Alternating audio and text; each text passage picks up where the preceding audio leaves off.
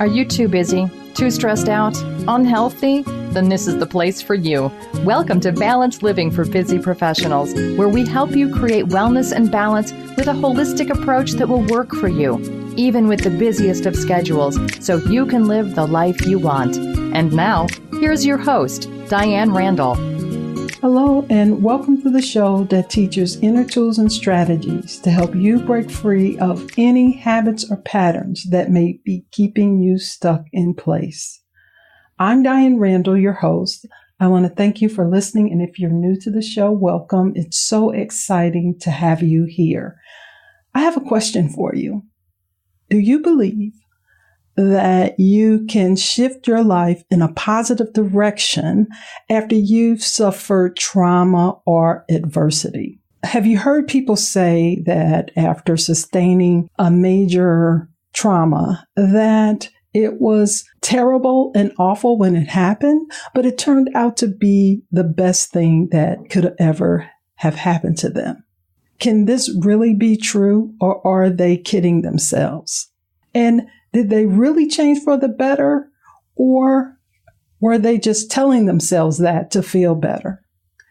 My guest is here today to share his insight on mindset shifts that could move your life in a positive direction after you've suffered any trauma or mindset shift. He's here to share his remarkable story on the Balanced Living for Busy Professionals show today.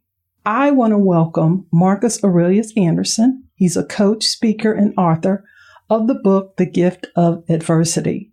While preparing to deploy with the U.S. Army, Marcus suffered a severe spinal injury that left him paralyzed from the neck down.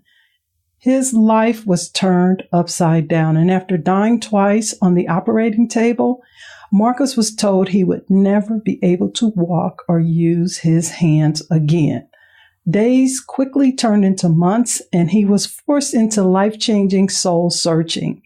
He discovered he was left with two choices. He could either be a victim of his circumstances, or he could change his mindset. Having no other option, Marcus began looking for any lessons to be learned from his injury and soon discovered that his adversity was a gift. And Marcus is here to share his mindset tips and inspire us to actualize our full potential and achieve our goals and aspirations. He has a remarkable story, and believe me, it's one you want to hear. So keep listening to hear more as we talk about the gift of adversity and staying true to who you are and how you can have a mindset shift no matter what happens in your life. So keep listening. Welcome, Marcus Aurelius Anderson. Well, thank you so much for having me. I'm excited to be here, and I'm looking forward to our conversation. Well, I am excited about having you on here. About a month ago, I was at a coffee shop with my good friend Cynthia, and she was reading your book.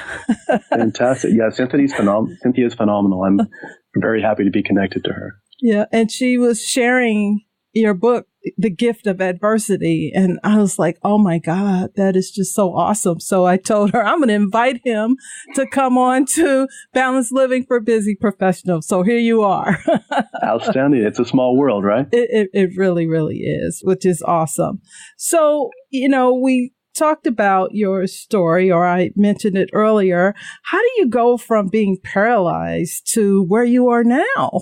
It's a long and laborious road, but the whole thing was just trying to get to the point where I could actually begin to walk and begin to use my hands again. And that shift in mindset to be able to help other people understand that, we're a lot stronger than what we give ourselves credit for. And many times we have to have something that spurs us forward, whether we feel like doing it or not. And for me, for example, that adversity of being paralyzed and being told I'd never walk again is what really forced me to find that strength within. And, that's why I call adversity a gift, because if we don't have that, we'll never realize what we're actually made of or what our true potential is. And as human beings, our desire is to be comfortable, to not have to be put in situations where something is difficult or something is something that we don't feel like doing at the time. And that's what happened to me, getting to that point, realizing that there's a lot more that we can accomplish if we would give ourselves that benefit of being a little bit uncomfortable sometimes. So that's what I do now.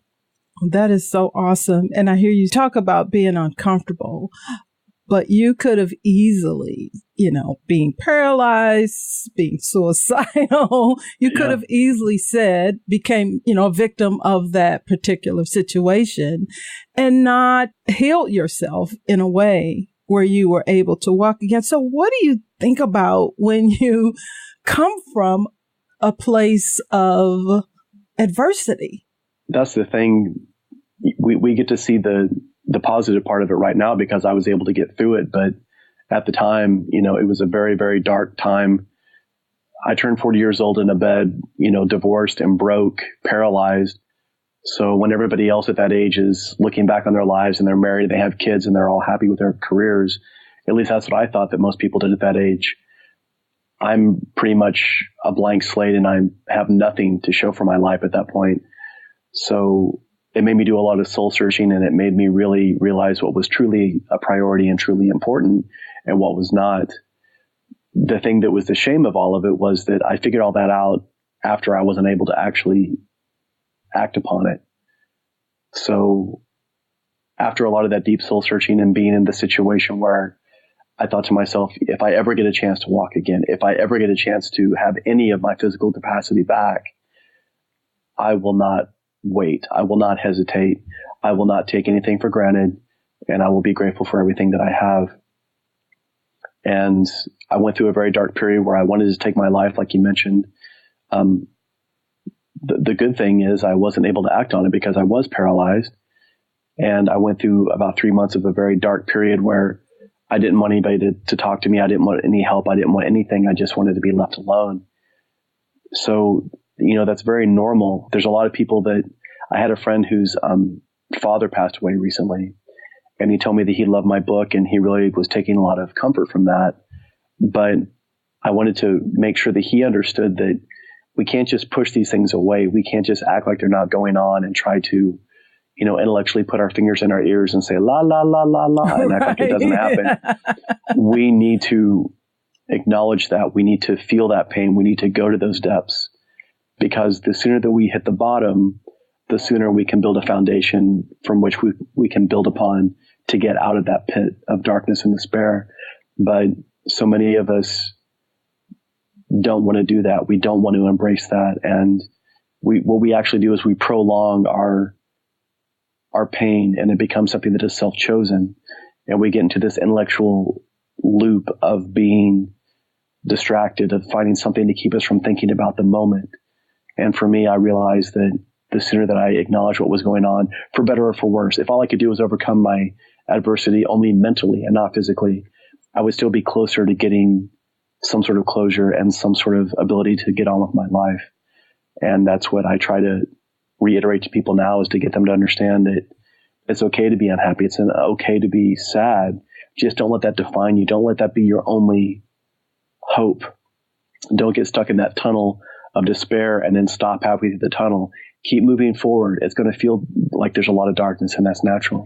But keep moving forward, and then before you know it, you'll start seeing where you're actually making some progress. So as professionals sometimes, or as entrepreneurs sometimes, we get overwhelmed because it feels like we're working so hard and we're putting so much effort into something. And then if we don't see, almost immediate gratification, sometimes that's whenever we start saying, man, maybe this isn't for me, or maybe I'm doing the wrong thing. But we have to keep moving forward. And that's whenever we can start seeing, incredible results if we keep the faith. We keep the faith. And that's just some wonderful work that you do, because we live in a culture that's constantly sending us messages that we don't matter. We can take a pill for our depression. Yep. We can just stay comfortable and just buy everything we need on the outside. But really what I hear you saying is the real work is inside. It's a mindset shift. It absolutely is. I used to say people didn't want to change, but I really feel, depending on your childhood, your conditioning, how you look at the world, you may or may not be able to step out of that discomfort. I agree. It's just so great that the work that you do, because I think it's so needed now, especially in a world where we're so busy, we're so distracted, we're all full of more anxiety now than we've had in a long time. So how do you take someone that's really resistant to being healed or acknowledging that there is adversity in their life? That's the difficult part. We always say how people don't want to change, but if we look at ourselves, we realize that even you and I, when we want to change, it's difficult for us to do so. So if I have a person that is coming to me as a coaching client, for example, I have about an hour-long vetting process when I talk to them. And I've had some people that may have the money to do the work with me as a mindset coach, but yet they aren't committed. They're only interested. Right. And there is but one level of commitment, and that is total. So either you want to do this and you want to go to the point where you're excited, and then you get to that point where you're really, really excited, and then you hit that spot where it gets difficult. But we don't have the luxury of stopping now. We need to push through this. And then it's going to be a downward slope for a little bit. You're going to hit that dip. You're going to hit that gap. But that's okay. We're going to push through that.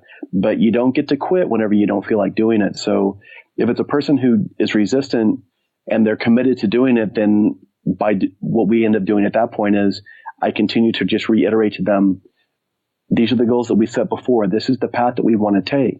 If you want to get there, this is the work that we have to do. And the thing is, that little dip that we have, it's a finite point. So if I drag my feet and kick and scream the whole way, and you're having to drag me the entire way, it's going to take a lot longer to get through that. But if we just kind of put our head down and say, you know what, I know what the path is, and I have faith in the process, I'm going to go ahead and just push through this. And it doesn't mean it's not going to be difficult. It's going to suck. It's not going to be easy at all. But the knowledge that once we get through that, we're able to come up to that next point where all of a sudden now we can see and look back and realize that was just a small plateau. And now I'm in a better place than I was even, a few days ago. And then you continue going through that process over and over again by keeping your eye on the target. That's what keeps you on track. But if you start looking at all the obstacles in your way, that takes you off of the path that we're trying to accomplish. And when you do that, you start looking at, it's just like anything else. If you start looking for a red car that you want to purchase, all of a sudden you look on the road, you see a lot of red cars. It's the same thing here. If you start looking at all the ways that you're not going to succeed, that's all you're going to see. But what I try to reiterate is look at all the ways that you can succeed. Focus on the stuff that's only important right now, the priority, which is, in this case, is to accomplish your goals of happiness, of financial success, of a relationship that you love, of a family that you would do anything for. By keeping those things in mind, it helps keep the other things away from being a distraction. All the things that are superfluous, they just fall away if we focus on the right things. If we focus on the right thing, and if we can be present enough, and that's really the key to all this today, right? Is being present enough, having an open mind so that we can hear and see, not necessarily with our eyes, what the path is for us moving forward. It's so awesome that you do this type of work. I think it's so needed today because of the way the world is at this point in time. So I looked at your TED Talk, which was really awesome, by the way. Thank you. You said that in the end, we are only as strong as the adversity we overcome. Can you talk about that? Absolutely. If we run into some sort of obstacle or some sort of mental limitation or some sort of hardship, and we do not get past that, that becomes our limit. That's the only place that we can go to, so to speak. And if we allow ourselves to be confined by that, then there's no way that we can go outside of it and reach this other level of happiness or success or fulfillment. So they always say that, a change only as strong as its weakest link, so to speak. We are only as strong as the adversity that we overcome in that matter. So, and the thing too is, it's easy to be very romantic about it and say, oh, well, this is part of the process. And it is part of the process, very much so. But the thing that everybody wants to just kind of gloss over is the fact that it is called adversity for a reason. It is called difficulty for a reason, because we have to do that work. And I'm not saying that I don't like coaches that just say, well, just do the work. Right. Because that doesn't help anybody. That doesn't help that person in that moment when they really, really need it. So I try to talk to that person more in a accountability standpoint, and also in a standpoint of, listen, I know that you can do this. I know that you have more to give. I know that you can get past this. And if you can give them that, because the more hardship you've been through, the more empathy you develop for other people. That's true. That's true. So if you see me fall down, and you've fallen down so many times in your life, and you see me on the ground, you're not going to sit there and say, get up. You're going to encourage me to get up, but you're also going to put out your hand. Yeah, but also we develop empathy, but we can also shut down emotionally. That's the problem. Yeah. Yes, that's and like you said, that's what comes up with the background, or with our the way we were raised. In the military, for example, the only thing that people listen to in the infantry is somebody yelling and screaming at them most of the time, because that's just the way a person's been conditioned from the minute they get off the bus at basic training. But there's a plateau in that, and we cannot go further. So if I have somebody yelling and screaming at me, and I'm giving everything I have, and I have nothing more to give, a lot of people will shut down. So as a coach, as a trainer, or as just a human being, or as a spouse, you have to have another gear. You have to be able to understand where this person is coming from, and look at them as a person, not just look at them as a person who you feel isn't giving enough at that time. Because as you know, especially in the professional world, there are so many things that can steal our mental energy, and steal our focus, and steal our enthusiasms. And if we're to that point where we feel like that last straw that's about to break the camel's back is, on its way towards us, the last thing you need is somebody yelling at you to get up. What you need is somebody to say, I've been where you're at before. I understand what you're feeling. I know that you can do this, and to put that hand out there to give them that courage to go forward, because there are going to be times whenever we're not going to be courageous enough. We talked earlier about, being suicidal. I realized in that moment when I was thinking about taking my own life that people that are suicidal don't really want to die. They want something desperately to live for. But they have spent so much of their life looking for something outside of themselves, or a purpose, or a calling. And if they don't find that, then all of a sudden it almost makes the hardship of living too much. But do you find that it's really not something you look for? That calling, or that purpose? In your case, for example, you said by age 40, you wanted to be at a certain place in your life, but you had no idea that your gift of adversity was right around the corner as you went into the military. So you were open enough, and your heart was open. You were present enough to allow something else to come in to your life that really changed it. Absolutely. That's the hardest part, because the hardest thing is to accept truth from regardless of where the source comes from, right? So in today's environment, for example, whether it be political, or whether it be, just people that are on different sides of the fence on a subject, for example, if there's a person that says something that I don't really, let's say that it's a person that I don't agree with from a certain philosophical standpoint, but yet what they say is truthful. If there is a nugget of wisdom in there and I don't absorb that just because of the person that said it, that's my fault. The truth is all around us, like you say, if we're willing to listen to it, if we're willing to be open to it. In order to find truth, we have to just stop trying to be right and just trying to be open. Oh my goodness. Does that sound true. similar? Yes. Stop being right. I mean, and it doesn't matter who's speaking or who's talking. I feel in my life and in my experience that everybody has something to offer. Everybody. But if we can get out of our own way and just hear and listen and be quiet, we can really learn a lot.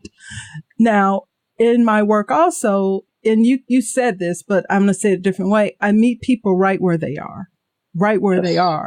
Yes. There's no cookie cutter, one size fit all help and support and compassion and empathy that you give to people. It's about me relating to that person in the best way that can support them in that moment. That's what you have to do. I'll tell you a little story. My father, when I got my TEDx talk, I was really excited. So I told Dad, I'm like, hey, I'm on the phone. I'm like, Dad, I got a TEDx talk. And he's like, that's great. Who's Ted and why does he want you to talk? He's 70 years old. He doesn't know, but he could tell my exuberance on the phone. Right. Now here's something else though. I've been doing martial arts since I was 11 years old, and Black Belt Magazine is the longest running publication in print. So my dad has been buying me that magazine, for a long time, for probably about 5 or 6 years. He bought it for me off the newsstand every month, and then we got a subscription. I was honored to be able to write an article last year in Black Belt Magazine, and it came out in October. So I talk about the TEDx talk and how many views I've gotten and the book's out and all that stuff. That's great. And he understands all that. But then whenever that magazine came out, that Black Belt with my name in it, and I'm the person that wrote the article, as soon as that came out and I brought home a few copies, I'm like, hey, Dad, I couldn't even get the words out of my mouth. He was snatching that magazine out of my hand. He's like, what page is this on? So again, you meet them where they are, right? So talking about a book, he's like, that's great. Talking about a TEDx talk, that's fine. These are things that are really hard to really grasp. But when you have this magazine that you have this history on, or just like you're saying, we meet them where they are, that's what we have to do. It's not a competition. It's not about who's been through more. It's not about who's seen more or who's overcome more. It's about what can we do to get each other through this situation and learn from it in the process. Yeah. And can you take 100% responsibility? That's what everything is. There was a point where I had that victim mentality when I was injured, and it would have been really easy to stay there. It would have been so easy to just kind of shut off mentally and just say, okay, well, I'm just going to watch, a bunch of movies or, take these medications and just kind of let this reality wash over me. But even then I knew that there was something I should be learning from this situation. And while it was difficult, eventually I was able to step outside of myself and realize that it wasn't necessarily about me. Once I started seeing that the idea that other people could have died if I'd have been deployed when this happened, for example. So that means that people that were in the helicopter that would have come got me, or the guys that would have carried me out, or the medics that would have been trying to save my life, I would have put them in danger. So once I started looking outside myself and instead of being sorry and saying, well, I'm alive, but I don't feel like I'm living. Once I started realizing that other people will not hurt because when I was injured domestically and not deployed, that's when I started to have one thing to be grateful for. And from that small stone of gratitude, I could build a foundation. And I just kept adding the stone to it every day. So from there on, I was even the bed that I couldn't get out of or the room that I may never leave, I was grateful for. It sounds like you got everything you needed before you were deployed in terms of the lesson. That's what it was. The martial arts and trying to learn about stoicism and all that is what helped me. That's what I was going to ask you. Do you feel your training as a chiropractor, as well as the years of martial arts, do you feel that fueled your inspiration to heal? It absolutely did. The beautiful thing about chiropractic is it respects the body, and it's, my body is smart if I allow it to do what it's supposed to do, if I don't put any obstructions in it. Yeah. So when we drink water, I don't have to tell my body, break this down into hydrogen and oxygen and put this hydrogen here and this oxygen here. It does it on its own. The same thing with martial arts. It's a very kind of yin yang, a very holistic mentality. And so if I have a really strong opponent pushing back onto me, if they're stronger than me, there's nothing I can do to push back towards them. It's futile. But if I can learn to blend with that energy, if I can absorb it, if I can go with it, if I can turn the angle on it, now all of a sudden, instead of this being a disadvantage, it's my advantage. So when they push, I pull. And that's what happened. That adversity was like the tide. There's nothing I could do about it. So all I could learn to do was, well, I'm going to go with this. I'm going to turn into this and see what I'm supposed to learn from this lesson. And once I stopped resisting it, that's when I was able to start getting some more insight and learning not only more about what was going on with the hardship, but what was going on with myself. So it sounds like you moved into acceptance, and then you were able to move on. That is so powerful. It's very powerful. What if someone's listening to this conversation, to the show today, and they're in a lot of despair? Adversity happens to us. Life can be really great and life can be very crappy. Yes. I mean, we can get all kinds of balls thrown at us that can literally take us down. So if someone's listening and they have that state of mind that, oh my God, they just can't get up, they just don't know what to do, they're thinking about suicide, what would you say to that person to just get their attention? The thing I would say, if you are feeling suicidal, for example, there are hotlines. I know that there's a lot of people that don't want to take those routes because, especially, and I'll talk to men, for example, men in our culture, we are taught forever, you don't cry, you don't admit that you're weak, you don't ask for help. But it takes more strength to ask for help than it does to be this resilient, figure that you think is being strong. If your family or friends are anything that you care about, then try to do it for them. Understand, in my TEDx talk, I make those 2 points. I say, one, you're a lot stronger than give yourself credit for. And adversity is what forces us to learn more about ourselves in the process. But two, if you look around the world, there are so many people that have it much worse than we do, much harder circumstances, yet they overcome it every day. And they would be grateful to have the things that you and I are complaining about right now. So understand that there is a lot more resilience within you if you allow yourself to do that hard work and dig deep. And also understand that as bad as it seems, it could always be worse. And there are other things that you can be grateful for. We just have to start looking around and be creative in that space. If all we see is darkness, then that's all that we're ever going to see. But if you can understand that you don't have to overcome the darkness, you just have to light a candle and you can start illuminating everything around you. So start small, be grateful for the small things, be grateful for this breath. Be grateful for the ability to hear the words that we're saying right now. Be grateful for the capacity to be able to understand what we're saying neurologically. When you take those things and understand that they're just small miracles, you'd be surprised at how many other things around you become miraculous as well. And I always say gratitude takes you out of that negative, toxic mindset, and it forces you to be present, because when you're in gratitude, you're just being grateful and thankful for everything that's in your life, instead of focusing on all the bad things that are happening. I'm not saying you don't need to look at it, but sometimes in that mindset, it keeps us in that victim state. It keeps us sick. It keeps our mind shut down. So I hear what you're saying. Gratitude allows us to wake up more and be in the present moment, so that we can hear and we can see and actually hear someone like you that's trying to support someone in a situation where they need help. Absolutely. If you want to think of it even like something as simple as, I call it the adversity scale. So 0 is, nirvana on earth, and 10 is the worst thing you've ever been through, or, hell on earth. And just ask yourself, what's the worst thing you've ever been through? That's your 10. And then 0 is where everything is perfect. And then be really honest about what you're facing at that moment. If it's something as mundane as work or traffic, if you're really honest, you realize that that's probably a 3 or a 4 on that scale. And lots of times we make a mountain out of a molehill. And if we can look at it and be really objective and say, this isn't that bad in the grand scheme of things, it helps us. And then also, if what you are going through, that 1% time on what you're going through is the most difficult, understand that this is the catalyst for you to improve.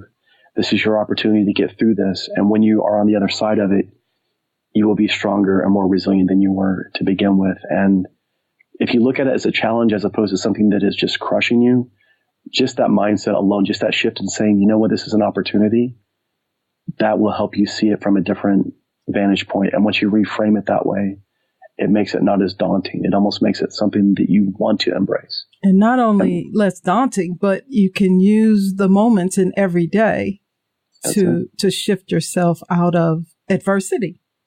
Absolutely. That's Absolutely. So beautiful. So. Well, Marcus, It's been so exciting having you here, giving us this insightful information. You have a very powerful story that can really support people in their lives. And I'm sure you've gotten a lot of appreciation for your book, The Gift of Adversity, because a lot of times we don't really talk about those things that are so horrible in our lives and how we can move forward into something that's more healing and I hate the word positive, but healing and to allow us to live our lives and step out of what's uncomfortable for us. So thank you so much for being here and on Balanced Living for Busy Professionals. Thank you so much for having me. It was an honor. To learn more about Marcus Aurelius Anderson, his information will be listed in the show notes, the book, the TED Talk, as well as his Twitter information. If you found something of value from this episode, please leave your comments in the show notes of this episode. I want you to share this episode with someone. Let us know the topics you would like to hear more about. Your feedback helps us to bring the best health and wellness and personal growth conversations and topics that will support you in your busy life. Thank you for listening to Balanced Living for Busy Professionals. This podcast is sponsored by DianeRandallConsults.com. If you like this show, the best way to support it is by leaving 5-star feedback on iTunes. And please, feel free to email your questions, comments, and suggestions to feedback@DianeRandallConsults.com. Until next week, namaste.